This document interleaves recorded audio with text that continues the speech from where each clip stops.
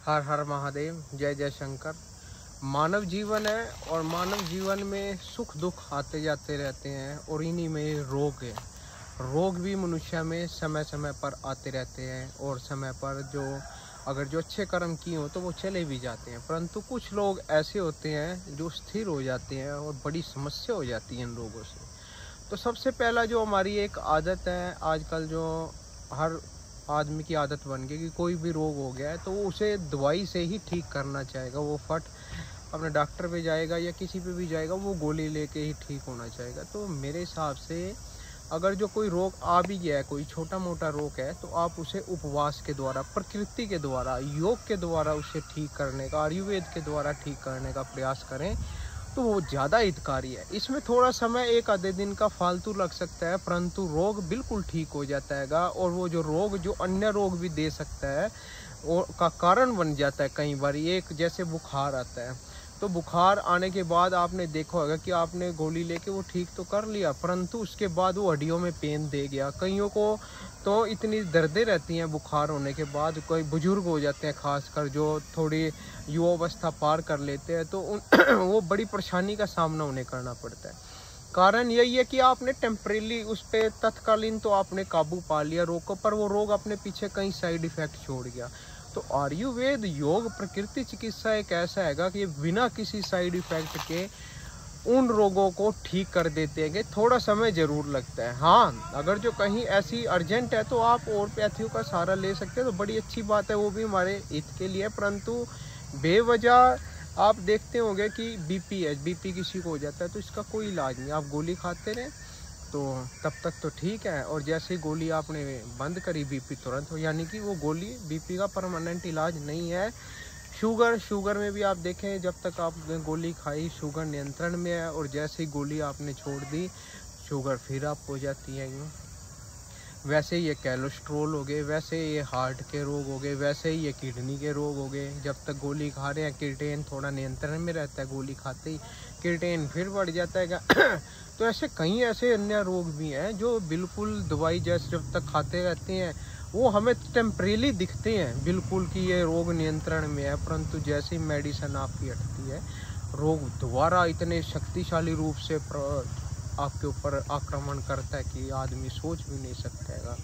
पर आयुर्वेद में ऐसी शक्ति है, योग में, एक्यूप्रेशर में ऐसी शक्ति है कि आप बिना किसी दवाई के ही अपने आप को ठीक कर सकते हैं प्राकृतिक जड़ियों से, प्राकृतिक रूप से। और एक एक्यूप्रेशर में आता है मैग्नेट थेरेपी। इस प्रकार के ये छोटे छोटे चुंबक होते हैं, आप ध्यान से देखें, मैं आपको दिखाता हूँ। और ये एक्यूप्रेशर जहाँ पे वो पॉइंट है उसे मापने का ये साधन होता है कि कहाँ पर ये एक्यूप्रेशर पॉइंट आपको बनता है, वहाँ पर इन चुंबकों को लगा दिया जाता है। तो यकीन माने इसके भी रिजल्ट हमने इतने अच्छे देखे हैं जिसकी हम आपको बता भी नहीं सकते, इसके कितने अच्छे हमें प्रभाव देखने को मिले हैं। ये मैग्नेट जो है वो एक दिन ही चलते, अगले दिन इन्हें बदल कर फिर लगाना होता है मैग्नेट को। तो 8 या 10 दिन में हमने देखा है कि जो समस्याएं जैसे सर्वाइकल की होगी, माइग्रेन की होगी, बड़ी बिगड़ी हुई थी, इससे वो बिल्कुल नियंत्रण में आ गई। और कईयों की बिल्कुल दवाई भी छूट जाती है। कईयों को माइग्रेन होता है, खासकर मेरी माताओं बहनों को, तो उसमें कईयों को उल्टी आती है, पित्त की उल्टी आती है। उसके बाद कईयों को अटैक 2-2 दिन में, या कईयों को रोज होना शुरू हो जाता है, सूर्योदय के समय होना शुरू होता है, सूर्यास्त पे ख़त्म होता है। तो उसे आप एक्यूप्रेशर के द्वारा, योग के द्वारा, प्राकृतिक चिकित्सा के द्वारा, अपने ध्यान योग के द्वारा, ये देखिए डेरा बाबा स्वारनाथ मैं आपको दिखाता हूँ, यहाँ हमने मड बाथ भी बनाया हुआ है, ये आप देख रहे होंगे। और इस प्रकार यहाँ प्राकृतिक रूप से सारी जड़ियाँ लगाई गई हैं और अपनी जड़ियों का ही हम इस्तेमाल करते हैं, और अपनी ही औषधियाँ भी यहाँ बनाई जाती हैं ताकि हमें पता लग सके कि किस औषधि का किस रोग पर क्या प्रभाव पड़ रहा है। क्योंकि अगर जो हम बाज़ार से भी लेते हैं तो किसी से हमें बहुत पुरानी औषधि मिल जाती है जो काम तो करती है, पर वो जो ताज़ी औषधि में जो जान होती है वो पुरानी के मुकाबले बहुत ज़्यादा होती है। इसलिए हम अपनी औषधियों का ही ज़्यादा प्रयोग करना अच्छा समझते हैं। तो मेरे आपसे सिर्फ कहने का एक ही तात्पर्य है कि रोग को आप दवाई के द्वारा ठीक करने की कभी कोशिश ना करें। कोई भी रोग आया है आप उसे प्राकृतिक रूप से ठीक करने की कोशिश करें, उपवास का ज़्यादा सहारा है।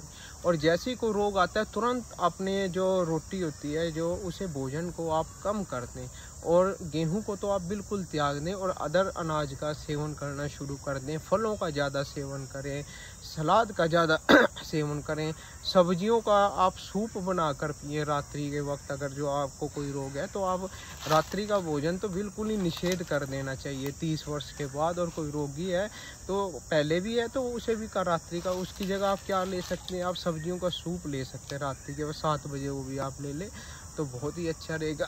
सलाद का सेवन करें और अपना जितने फल हो सकते हैं उनका अधिक से अधिक आप सेवन करें। सुबह आप उठते हैं, जैसे ही आप ब्रह्म मुहूर्त में उठते हैं, ब्रह्म मुहूर्त में उठने की आदत डालें। आप अपने जीवन की दिनचर्या को जब तक नहीं बदलेंगे तो कैसे काम चलेगा, क्योंकि इस शरीर से ही सभी सुख है, इस शरीर से ही सभी रिश्ते हैं। अगर जो आपके पास करोड़ों अरबों रुपये भी है परंतु ये शरीर नहीं है, मान लो भोजन ही नहीं आपको पच रहा, तो आप क्या उस धन का लाभ उठाएंगे। आप यात्रा भी नहीं कोई कर सकते, आप चल भी नहीं सकते, बेड पर पड़े हुए हैं। मैंने ऐसे बड़े बड़े धनवान देखे हैं जिन पर धन की कोई कमी नहीं है परंतु वो शारीरिक अपने क्षमताएं, मानसिक क्षमताएं खो चुके हैं। तो आपसे यही प्रार्थना है कि शरीर की तरफ थोड़ा ध्यान दे, तन की तरफ और मन की तरफ भी। मैं कहता हूँ मन की जो शिक्षा है, शारीरिक शिक्षाएं तो हम ज्ञात कर लेते हैं, जो चेतन मस्तिष्क की हैं, बच्चों को स्कूल में भेज के, कॉलेजों में पढ़ा के, परंतु मन की शिक्षाएं कौन देता है, क्योंकि आध्यात्मिक गुरु ही आपको दे सकता है ये मन की शिक्षाएं। इसलिए एक अच्छे आध्यात्मिक गुरु से आप मन की शिक्षाएं ले, बच्चों में संस्कार डालें कि सुबह उठ के कैसे उन्होंने जब उठना है तो कैसे गायत्री मंत्र का जाप करके धरती माता को नमन करके उठना है, क्योंकि यही शक्तियाँ हैं, प्रकृति है जो हमारे अंदर शक्ति देती है इन रोगों के खिलाफ लड़ने की भी। जब तक हमारी जीवनी शक्ति मजबूत है ना, यकीन माने कोई भी दुख, कोई भी रोग आपके ऊपर हावी हो ही नहीं सकता। कोई भी दुख या कोई भी रोग, जब तक जीवनी शक्ति आपका ओरा प्रबल है। तो इस ओरे को हम कैसे मजबूत करें ये आपको आध्यात्मिक गुरु ही बता सकते हैं। किसी भी मंत्र का आप ले लें, किसी भी मंत्र को, जिस भी आप ईश्वर को मानते हैं, जो भी आपका इष्ट है, जो कुल देवता है आपका, उस मंत्र का आप जाप करके अपना ओरा बांधने। आप ओरा बांधना हमारे से सीख लें, herbal way of life Dera Baba स्वारनाथ में आके किसी भी दिन सुबह यहाँ निःशुल्क योग करवाया जाता है। तो आप किसी भी वक्त आकर ओरा बांधना सीख लें, आपकी अपनी ओरा शक्ति को कैसे मजबूत करें, क्योंकि हर व्यक्ति का अपना एक ओरा है। जैसे ये ओरा कमज़ोर होता है तो ही रोग या दुख या द्वेष हमारे पर हावी हो जाते हैं। और जो ये नाम जप की महिमा कही गई है, ये आपके इस जन्म के पाप तो काटते ही काटता है, जो पिछले जन्मों के भी, पूर्व जन्मों के भी जो संचित कर्म है उन्हें भी ये काटता है। क्योंकि कोई भी अगर जो दुख आता है या रोग आता है तो आप ये ना समझे कि ये एकदम ही आ गया, उसके पीछे आने के भी कारण होते हैं। कुछ इस जन्म के कर्म, कुछ अनजाने जाने में कोई बुरा कर्म हो जाता है उस जन्म के कर्म। और जो कोई आता है जो मान लो इस जन्म के नहीं तो पिछले जन्म के कर्म कोई ऐसा संचित कर्म आ जाता है जो काटने के लिए कोई रोग या द्वेष आ जाता है। पर घबराए नहीं, ईश्वर सर्वशक्तिमान है, हमारी माँ बाप सब प्रकृति है। आप अपनी फरियाद अपनी माता पिता के आगे रखें, भोलेनाथ के आगे रखें, महादेव के नाम का, ओम नमः शिवाय के नाम का जाप करें। आप जितना हो सकता है उस प्रणव जाप को करें जो ईश्वर का जाप है। तो आपकी हर समस्या, गायत्री मंत्र का जाप करें, महामृत्युंजय मंत्र का जाप करें, हनुमान जी के किसी मंत्र का जाप करें। संकट मिटे सब पीरा, जो सुमरे हनुमत बलवीरा। तो इन मंत्रों का जाप करके आप अपने जीवन को यकीन माने बहुत समृद्ध बना सकते हैं। मैं देखता हूँ कई युवाओं को सुबह जब यहाँ योग के लिए आते हैं यहाँ तो, और मैं सुबह कहीं जैसे काम पे भी जाते हैं तो मैं देखता हूँ वो कुछ अभद्र भाषाओं का बहुत आजकल प्रयोग होने लग गया समाज में। जरा जरा सी बात पर भी गाली गलौज के इस्तेमाल। तो ये आप समझे कि आप अपना ओरा ख़राब करते हैं। जो भी ये इस प्रकार की अभद्र भाषाएं या बुरे विचार किसी के प्रति रखते हैं तो आप अपना ही ओरा ख़राब करें, अपनी जीवनी शक्ति को आप नष्ट कर रहे हैं। जीवनी शक्ति इन व्यर्थ के विचारों और इन व्यर्थ की अभद्र भाषाओं में बहुत ज़्यादा इस जीवनी शक्ति का नाश होता है। आप परमपिता परमात्मा का नाम लेना शुरू करें, यकीन माने आपका आभा मंडल ही बदल जाएगा। आपको मिलने वाले लोग आपको एक दूसरी नज़र से देखना शुरू कर देंगे। और आप अगर जो गाली गलौज का इस्तेमाल करना शुरू करें तो वही ऐसी नकारात्मकता आपके चारों तरफ लड़ाई झगड़े होने शुरू हो जाएंगे। आपको लोग बुरी दृष्टि से देखना शुरू कर देंगे, क्रोध की दृष्टि से देखना शुरू कर देंगे। कारण यही है कि जो वाक्य हम बोलते हैं वैसे ही और हमारे चारों तरफ ये क्रिएट हो जाता है। अगर जो गाली गलौच आप किसी को दे रहे हैं तो बदले में गाली ही आपको मिलेगी, और कुछ आप लेने की उम्मीद भी मत करें। बदले में आपको थप्पड़ मुक्के लाते यही मिलेंगे। अगर जो आप मंत्र शक्ति का प्रयोग कर रहे हैं, उस परमपिता परमात्मा के नाम राम का प्रयोग करें, ओम का प्रयोग, तो बदले में भी आपको भक्ति मिलेगी, राम राम ही मिलेगी आपको। तो इसलिए समाज जो है वो एक शीशे की तरह है।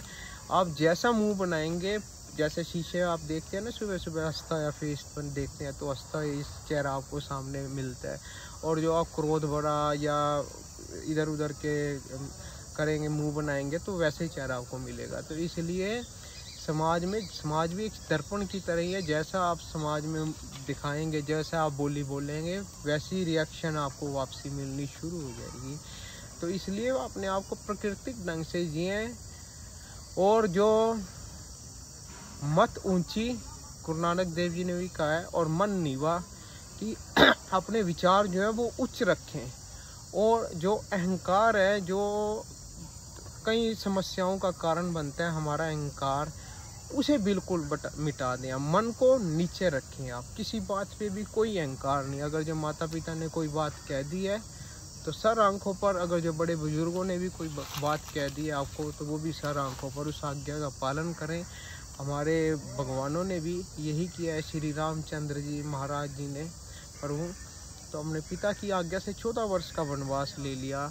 तो जो माता पिता कहते हैं वो किसी न किसी रूप में, गुरुजन कहते हैं, वो भलाई होती है। तो आप इन संस्कारों को अपने जीवन में अपनाएं। मेरी कोशिश यही है कि आप समृद्ध बने रहे, खुश बने रहे, और एक अच्छा जीवन व्यतीत करें।